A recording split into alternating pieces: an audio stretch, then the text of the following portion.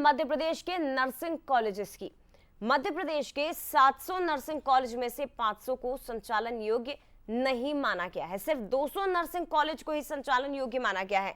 पहले हुए सीबीआई जांच में 169 कॉलेज को पात्र माना गया था। इस जांच पर सवाल उठे तो हाईकोर्ट के निर्देश पर दोबारा जांच हुई और इसमें 87 ही कॉलेज संचालन के योग्य पाए गए। बाकी बचे कॉलेज की जांच में 73 कॉलेज ही संचालन योग्य पाए गए। इस तरह करीब 150 से ज्यादा नर्सिंग कॉलेज पात्र पाए गए थे।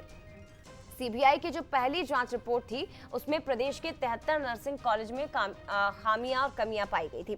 26 कॉलेजों ने अपनी कमियों को पूरा कर लिया, जबकि 4 कॉलेजेस ने सीबीआई जांच के डर से खुद ही संचालन से इनकार कर दिया है।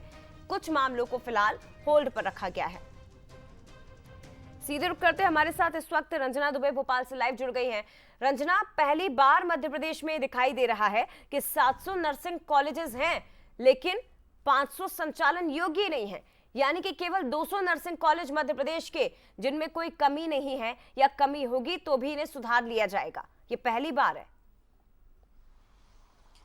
जय, बिल्कुल सही कहा आपने, क्योंकि मध्य प्रदेश में इतने बड़े स्तर पर नर्सिंग कॉलेजों में गड़बड़ियों का जो मामला है अब पूरी तरह से साफ हो चुका है। तस्वीर साफ है कि मध्य प्रदेश में जो 700 कॉलेजेस थे उसमें से 500 जो कॉलेज है वो संचालन के योग्य ही नहीं है और केवल 200 कॉलेज ही ऐसे हैं जहां पर नर्सिंग कॉलेज में जो स्टूडेंट्स हैं वो नर्सिंग की पढ़ाई कर सकेंगे। हालांकि जब स्टूडेंट्स 3 साल पहले इस मामले को लेकर सामने आए थे, जिसमें उन्होंने कहा था कि उनकी परीक्षाएं समय पर नहीं हो रही हैं, इसके बाद ही ये पूरा मामला सामने आया था। और ऐसे में जब हाईकोर्ट तक ये मामला पहुंचा था और हाईकोर्ट ने न्यायिक जांच समिति का गठन किया था, जिसमें 3 आईएएस अधिकारियों की अध्यक्षता में ये समिति का गठन हुआ था और उन्हीं अधिकारियों की अध्यक्षता में जांच पूरी हुई है, जिसमें ये तमाम चीजें सामने निकल कर आई हैं कि जो सिर्फ और सिर्फ 700 में से 200 कॉलेज ही ऐसे हैं जहां पर नर्सिंग की पढ़ाई हो सकती है। जो हालांकि समय समय पर कॉलेजेस को जो उनकी कमियां थी वो पूरी करने के लिए समय भी दिया गया था, लेकिन कॉलेजेस जो ऐसे हैं जो संचालित तो हो रहे हैं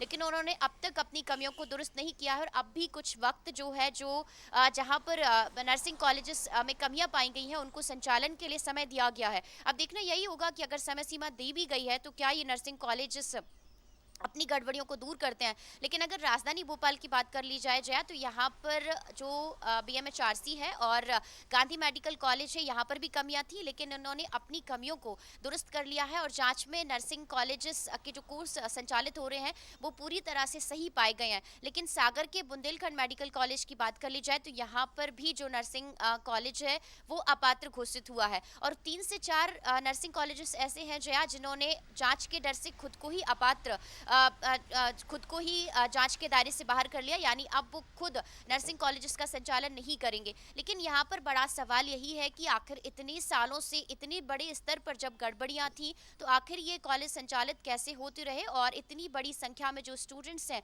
जो पढ़ाई करने के लिए वहां पहुंचते हैं, इन गड़बड़ियों के बीच ही आखिर वो पढ़ाई कर रहे थे। हालांकि अब तस्वीर साफ है और ऐसे में यही देखना होगा कि इन कॉलेजेस में कमियां हैं तो कब तक उनको दुरुस्त की जाएंगी और जो 200 कॉलेजेस सिर्फ मान्य पाए गए हैं तो बाकी कॉलेजेस अब आगे खोलने को लेकर या फिर संचालन को लेकर किस तरीके से बड़े स्तर पर जो तैयारियां हैं वो सरकार की तरफ से की जाएंगी। जया, निश्चित तौर पर ये बड़ा सवाल है क्योंकि यहाँ पढ़ने वाले तमाम छात्रों का भविष्य भी अब दांव पर लगा हुआ है। फिलहाल शुक्रिया आपका रंजना तमाम जानकारी साझा करने के लिए। चलिए।